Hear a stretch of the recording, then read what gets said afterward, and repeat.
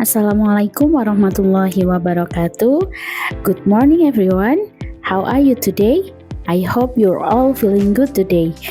And now let's learn together and discuss about standard operation procedures in accounting. Baik, hal pertama yang akan kita bahas adalah mengenai apa itu SOP. Adakah di antara kalian yang sudah tahu SOP itu apa? Baik, SOP itu adalah prosedur atau petunjuk langkah demi langkah yang dilaksanakan secara kronologis atau urut untuk melakukan sebuah pekerjaan. Jadi, SOP itu ibaratnya seperti tata cara melakukan pekerjaan yang dibuat secara tertulis. Nah, di dalamnya SOP itu terdiri dari tujuan pekerjaan tersebut, kemudian ruang lingkup, yaitu ruang lingkupnya dari pekerjaan, kemudian alur kerjanya, tata cara melakukan pekerjaan itu dari awal sampai dengan akhir, dan biasanya di akhir SOP ada bagan alur atau flowchart kegiatan ataupun pekerjaan yang akan dilaksanakan. Nah, mengapa kok setiap pekerjaan itu membutuhkan SOP atau membutuhkan tata cara melakukannya yang secara tertulis? Memang apa sih manfaat dari SOP? Nah, di antara manfaat SOP yang pertama, yaitu bisa mengurangi kesalahan kerja. Dengan adanya tata cara melakukan pekerjaan secara tertulis, maka siapapun bisa mempelajari terlebih dahulu sebelum melakukan pekerjaan. Dengan demikian, bisa mengurangi kesalahan kerja.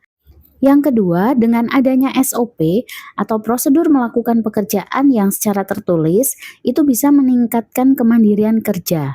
Kemandirian kerja itu bagaimana? Jadi, satu pekerjaan bisa dilaksanakan oleh satu orang ataupun beberapa orang yang bertugas di bagian itu tanpa melibatkan bagian lain. Nah, dengan tidak melibatkan bagian lain atau dengan tidak diberikan arahan terus-menerus karena sudah ada tata cara tertulisnya, maka hal tersebut bisa meningkatkan kemandirian kerja. Nah, kemudian yang ketiga itu bisa memudahkan evaluasi kinerja. Jadi dengan adanya SOP, untuk menilai kinerja seseorang, itu bisa dilihat dengan apakah orang tersebut sudah melakukan pekerjaannya sesuai dengan prosedur. Nah, kalau tidak sesuai dengan prosedur, walaupun tujuannya tercapai, walaupun hasil akhirnya ada, itu bisa menimbulkan resiko kerja. Kemudian manfaat yang lainnya yaitu bisa menghindari tumpang tindih pekerjaan. Nah, ini yang sering terjadi di zaman sekarang.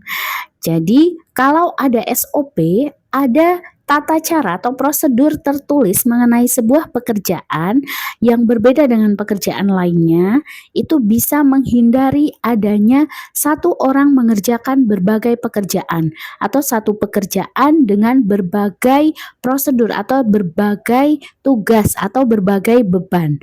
Nah, adanya SOP bisa menghindari hal seperti ini.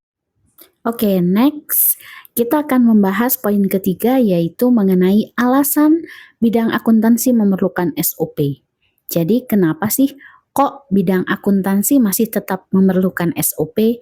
Padahal kalau dipikir-pikir pegawai yang bekerja di bidang akuntansi atau di bagian keuangan pastilah seseorang dengan berlatar belakang pendidikan akuntansi atau keuangan, sehingga pasti sudah tahu seperti apa pekerjaan di akuntansi. Nah, sudah seperti itu kok masih tetap memerlukan SOP? Kira-kira apakah ada yang tahu kenapa? Nah, meskipun pekerjaan di bidang akuntansi biasanya diisi oleh orang berlatar belakang pendidikan akuntansi, namun tetap membutuhkan SOP. Nah, kenapa kok membutuhkan? Alasan yang pertama adalah adanya SOP bisa memberikan pedoman kerja. Nah, dengan adanya pedoman kerja ini, akuntan itu jadi bisa menjalankan tugas dengan cara yang sama terus-menerus. Nah, kalau sudah sama seperti ini, maka bisa menghindari kesalahan. Alasan yang kedua, SOP tetap dibutuhkan di bidang akuntansi adalah karena dengan adanya SOP bisa meningkatkan efisiensi dan produktivitas kerja di bidang akuntansi. Nah, ini agar operasional pekerjaan akuntan dapat berjalan dengan lancar dan terukur sehingga bisa meningkatkan efisiensi dan produktivitas. Alasan yang ketiga adalah dengan adanya SOP itu bisa mendukung tujuan bisnis di bidang keuangan. Jadi itu tadi alasan mengapa bidang akuntansi juga membutuhkan SOP. Oke, apakah sudah bisa dipahami? Kalau sudah, kita lanjut ke materi selanjutnya yaitu hal utama di dalam SOP akuntansi. Nah, di dalam SOP akuntansi itu hal apa sih yang penting yang harus ada di dalam SOP akuntansi? Nah, ada beberapa hal utama yang harus ada di dalam SOP akuntansi, yaitu yang pertama adalah pengukuran atau penilaian. Pengukuran disebut juga measurement atau penilaian, yaitu valuation, adalah penentuan jumlah mata uang rupiah yang harus dicatat di dalam suatu transaksi. Nah, di dalam SOP akuntansi itu harus memuat mengenai dasar pedoman pengukuran dalam menentukan berapa jumlah rupiah yang harus diperhitungkan atau dicatat pertama kali dalam suatu transaksi. Itu terkait dengan pengukuran atau penilaian. Kemudian yang kedua yaitu definisi elemen pada laporan.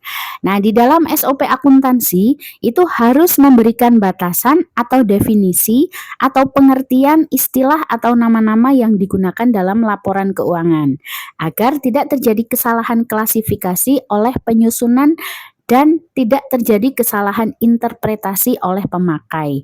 Dengan adanya batasan tersebut, setiap bukti transaksi bisa dimasukkan ke dalam elemen dan pos yang tepat.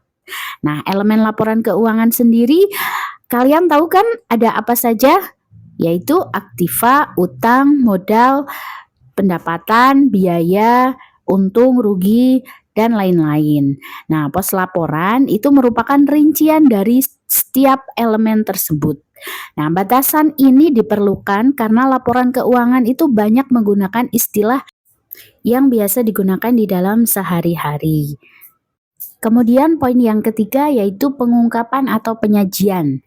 Nah, sebelumnya pengungkapan itu berkaitan dengan masalah bagaimana suatu informasi keuangan disajikan dalam laporan keuangan. Segala informasi yang tersaji itu harus berdasarkan dokumentasi yang ada di lapangan. Dalam artian laporan yang disajikan dapat dipertanggungjawabkan sesuai dengan SOP yang sudah dijalankan. Nah, dengan beberapa rincian di atas, sekarang kalian telah mengetahui tentang apa itu SOP dan keterkaitannya terhadap akuntansi. Jadi SOP akuntansi itu adalah contoh nyata dari sebuah sistem keuangan yang ada pada perusahaan. SOP akuntansi yang tepat akan memudahkan karyawan untuk bekerja secara efisien dan sesuai dengan kriteria pencatatan keuangan bisnis. Dari sini kira-kira sudah ada gambaran tentang apa itu SOP dan bagaimana kalau di bidang akuntansi SOP-nya itu harus seperti apa. Sudah paham kan? Nah, kalau sudah paham, let's create something extraordinary together. Jadi, mari kita membuat proyek bersama. Untuk mata pelajaran kali ini, silahkan kalian berkelompok 3-4 orang untuk menyusun SOP pekerjaan di bidang akuntansi. Nanti setelah selesai, silahkan dipresentasikan dan disimulasikan ya.